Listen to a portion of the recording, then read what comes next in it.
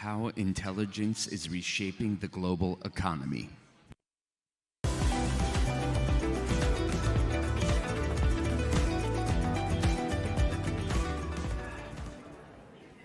You know, Michael, I know we're not supposed to introduce people here because everybody's supposed to have read your bio in advance, but to say that you are a person who has changed the world as we understand it is a bit of an understatement.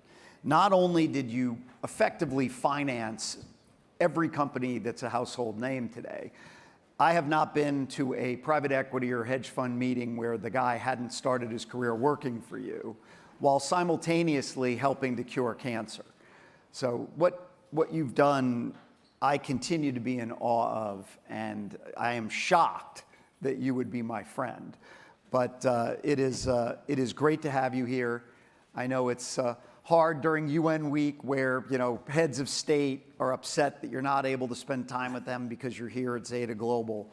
But, you know, so many topics we could talk about. The one that I think I'd love to talk about is, you know, how is the world changing, right? So if we think about the last 100 years as a species, we've effectively doubled life expectancy. Your entire narrative from the moment I met you 27 years ago. Is it only 27? I know, it feels longer, right? To spend time with me is to feel like it's longer than it is. But the reality is, you've been talking about human capital, right? The most undervalued asset in the world. But when you think about healthcare and you think about how it's changing the global social and human capital landscape, what initially comes to mind? So, David, every minute with you is like 10 minutes. Your energy is so exciting. So that's why I said it was only 27. It is exciting, and your enthusiasm that anyone who interacts with you knows is often a lot greater than the world's leaders. So it's good to be with you today. I'm sure it annoys my wife occasionally, but I appreciate that. So I think when most people really don't realize, because they're so focused on real assets, factories, roads, technology, data centers, is how small a part of the real value of the world lies in that area. So Gary Becker won a Nobel Prize in '92. I began to hook up with him in '66. That's 1966. Well, we're not quite at 2066 yet, but might feel that way to you with me. But the work really said, what are the real assets of a world? And 75 to 95% of all the value of assets is human and social capital, the ability of people. You might want to create a great technology company, but you can't without the right people. You want to move into a new industry, you want to move into the AI, but you have to have the team and the people to be able to do that. And the real growth in the world here, as you pointed out, that people don't recognize is that more than 50% of all the economic growth in the world in the last 200 years can be traced to public health and medical research. And so people think that the growth of the world has come from many other areas. And when you look at the history of the world, there was a Nobel Prize winner, Bob Fogel, that documented the last 12,000 years, for example, of human history. And what he pointed out was it was pretty flat. And it was pretty flat until about the mid-1800s as new developments came up. And most people don't recognize that 1 in 5 Americans in 1900 died before their 5th birthday. It's crazy. And so an enormous increase in life expectancy, and not just length of life. Mike, this might be a little risque for us. I mean, I don't see any fig leaves. We only have a side shot. I don't see any fig leaves there, Michael. So 4 million years of human evolution resulted in an 11-year increase in average life expectancy. And in the last period of time, in the last 120 years, we've increased life expectancy by 42 years. And so it isn't just the increase in life expectancy, it is the dramatic change in the quality of life. Half the children in the world died before their 5th birthday at one point in time. And so if you wanted to have 3 kids, you had to start with 6. And so when we see this enormous drop in the birth rate, particularly in the developed world, below replacement today, a lot of it is due to enormous advances in health. And so when you think of AI, I step back, excuse me, David, and think about what is it going to do for the quality of life? What is it going to do for the length of life? Are people going to be more productive? Is 80 really the new 60? Is 60 really the new 40? And so you redefine these issues, and AI is going to cause enormous changes here. The idea that this first sequencing of the human genome cost $3 billion and took 10 years. Today, $100 in less than an hour. So I'm envisioning someday I'll go into a 7-Eleven. I'm going to pick up, of course, a bottle of Poland Spring. There you go. Okay. And full disclosure, I'm an investor in that company. And I'm going to give them a little chip and tell them, please sequence. Is this product placement here? No, but you seemed like you needed it. The good news is if you take a sip, it'll give me a chance to ask an actual question. Okay. And so my point is I'll tell you to sequence my genome, why I'm picking up my water. And now I can sequence your microbiome. I can sequence your disease. So I don't have to use intuition to figure out what you have, what you treat. And it was maybe 40 years ago, the idea, David, that everything is in your blood. Great idea. You couldn't sequence anything. You couldn't prove the idea wrong, but today it's a reality. And so every cancer cell links DNA into your blood. Before you know you have cancer, before it's metastasized, before anyone would even be thinking about it, you can tell if there's little cells floating around in your body and try to deal with them. So I think this gives us a chance not only to extend life, but to improve the quality and length of life. So Mike, when we think about this, this is obviously an amazing chart, right? 4 million years, we get 11 years of life. 120 years, we more than 100%.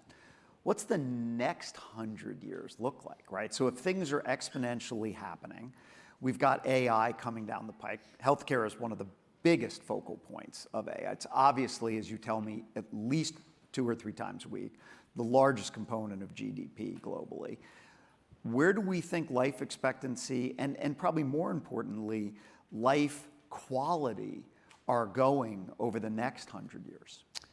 Well, when you think that it costs $3 billion and now it's $100.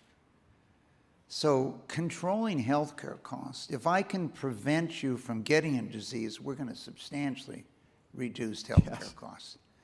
If I cannot give you the wrong medicine because I'm treating you for a topic of an disease, but you don't have that mutation, we're going to have a lot less pain, a lot less suffering. Today, there's technologies that allow you to put these low-grade nuclear little bots into your body. Sounds nice. That can attach only to cancer cells, self-destruct, and that's it. No surgery, no treatment. Non-invasive surgery is here. It isn't just on Star Trek with bones. Focus ultrasound is a reality today for more than 60 diseases. But there is an enormous challenge, David, and that is if you're a medical practitioner, how do you even know what the latest treatment is and the latest? I want to give my patient the best advice, but I might not have knowledge today of what just happened in Melbourne or someplace else in the world. So the exciting thing about AI is the patients are bringing this to their doctors. I saw this online. We call it the PhD program, Patients Helping Doctors, okay? I like that. And so what it does is it raises the game, because if you're a medical practitioner, you know someone's walking into your office and they're about to ask you, what about this, what about this, what about this? You better know. That's correct. So let's jump. We're supposed to get through 3 global topics. We started small with healthcare, education, and finance. I'm not sure we'll get to finance, which is what you're probably best known for. But when I opened the conference, I talked about sort of the advent of the Industrial Revolution, moving into the information technology society we are today. And the future is the AI society of tomorrow. When we think about education today, a lot of education continues to be around the Industrial Revolution, right? Let alone where we are today and let alone where we're going. How do you believe education is going to change with AI going into the next generations of individuals who will, at some point be the human capital of our society? Well, let's just look at one country, India. India has 500 million people 18 and younger. U.S. has 75 or so. Okay, so how are you going to educate 500 million people? And what the world really, when we give these little quizzes constantly, we like to do, it's amazing that people have certain beliefs that are not accurate anymore. So if you ask people, for every 10 boys in school, how many girls are in school? The number one answer is around 6. Today, in elementary school, etc., it's 9. And in college, in the world today, there are more girls than boys in the entire world. But the use of technology. So where are most of the children in the world? Are in South Asia or in sub-Saharan Africa? Via satellite, via phones today, they can access the knowledge of the world, and AI will accelerate, pinpoint what is important for them, their knowledge. It's freedom. And so when you talk about human capital or social capital, what are the 2 components that are most important? Number 1, your health, length of life, but then your education. So when a person's walking around this conference, we don't see them wearing what their knowledge is on their shirt. In other words, I've got 4 years of school, I have this. And Thank God, Mike. John Scully pointed this challenge out, not just today, but for the last 2 generations. And so, what people don't recognize is the U.S. had many advantages: rule of law, property rights, etc. Universal education was number 1. And beginning in 1870, the U.S. added 1 year of formal schooling for every decade. This country was propelled by women that taught everyone in this country for 100 years.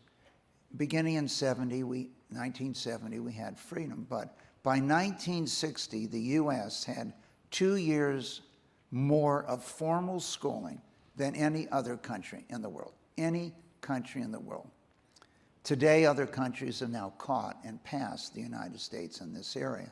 So what I see is, I'm someplace in Zambia and I want to learn something. When I don't have that many schoolhouses, I don't have this, but I have my phone, and that phone connects me to the knowledge of the world. So I really see there's a lot of people that have said that education would make email look like a rounding error. We've never achieved that, but AI gives us the chance to level the playing field in the world, and Linda's boss is helping make a guy named Elon? Making that a reality by putting up his low-level satellites throughout the world. So my phone, no matter where I am in the world, and as we all know, you might get better service in Botswana than New York City. Well, that is a low bar in many neighborhoods of New York City. We were recently, obviously, with Elon, and we got to talk to him about a bunch of stuff. His sort of theory on education and on how communication and the ability to disseminate information globally is going to change the world in multiple ways. Obviously, we've talked about education. We've got a few minutes left. Maybe we jump quickly into finance. How do you think Well, that let me operates? see if this will Did you go- like that transition, Mike? It's great. Let me see if this will go back.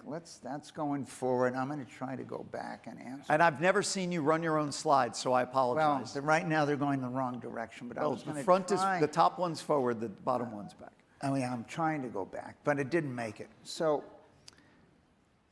what are people thinking today? This isn't, we read the paper and we get one impression, but the surveys show that 67, 2/3 of people in America believe they're on their way or they've achieved their American dream. And the majority of people of every race, every age group, every income level at this time, and every education level, the majority feel they're on their way. But one of the keys is you could have great ideas, but you need access to capital. And so it costs $10,000. Anyone in this room, I have to check how old you all are, but it costs $10,000 to ask for the mobile rights for New York City. That's it. And you could have won and got the rights to New York City. Well, this was like in 1980. Early 80s. Mid 80s. And however, now you got to build out your system. Right. Well, we're going to get the capital to build out the system. And I would say to you, David, if I look back, it would seem ironic today, but the hardest industry to finance in my entire life was mobile. Wow. People who said to you, gosh, why do we need a mobile phone? Okay, I got this other phone here hooked into the wall, etc. And I would tell them, you know, I'm a Star Trek kid. Communications is where you are. Captain Kirk is not running around trying to find a telephone. He just hits his little button here and he's talking to beam him up or whatever he's telling them to do. Scotty. And so when we think about, yes, Apple is the most valuable company in the world, but what would it be if you didn't have connectivity? Okay, I have my little phone, just doesn't go anywhere. It doesn't work. Okay, from that standpoint. By the way, I experience that often around town here, but So I just think we don't recognize that access to capital, and it was a generational issue today. Today, there's thousands of venture capital firms, thousands of private equity firms. But if you went back 50 years, maybe 10 people decided whether you're going to get money or not. That's it. And it was very easy. We talk about redlining by race and other things, but established companies would redline others. My own firm would not let me finance MCI for 5 years until we had a chance. Why? AT&T was the biggest company in the world. It was AAA. It had 1.4 million employees. And MCI had 30 employees and had a CCC rating. But it was only 3 years after we financed MCI that AT&T was broken up. So all the technology companies that people talk about today, they're all dependent on that access to capital. And they've gone hand in glove. So there's really 3 areas that I see. One, you have people that are sophisticated providing capital all over the world today, thousands of them, thousands of points in life. You have technology that's delivered the opportunity. When I was in Australia a month or so ago, I pointed out to many of the leaders in Australia, you still think you're very far from everything. It's 17 hours to LA from Melbourne. It's less than 1 second from Melbourne to any place on this planet. And it's less than 2 seconds to the moon. So you need to get your head around that every year, a higher percentage of the world economy is digitized every year.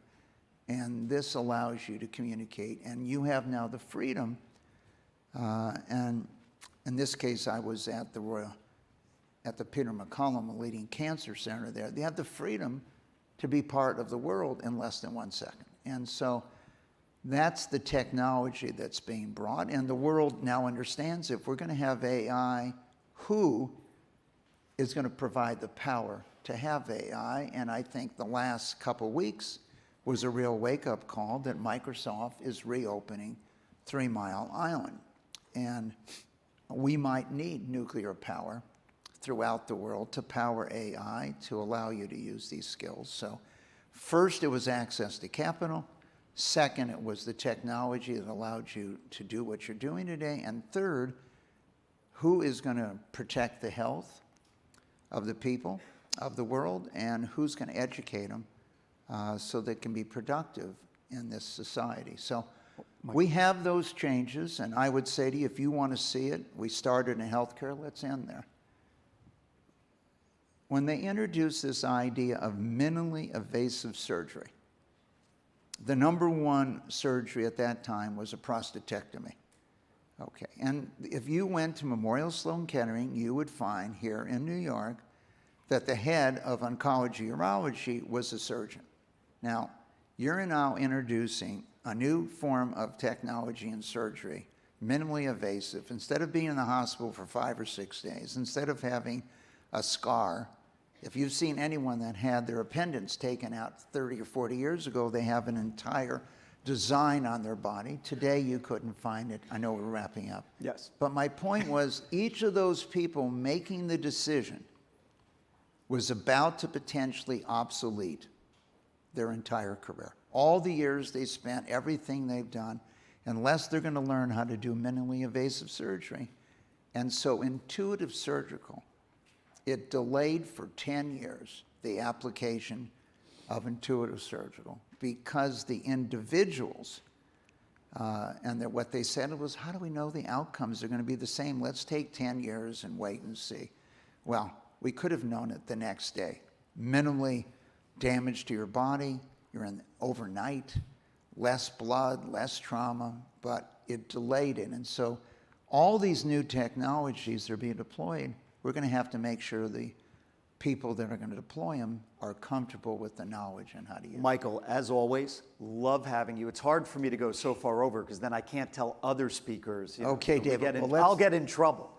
But in all seriousness, one of my close friends, certainly one of the smartest humans to ever live, and really dedicating your entire life to making the world a better place for people. So thank you for everything you do, Michael. Thank you, David.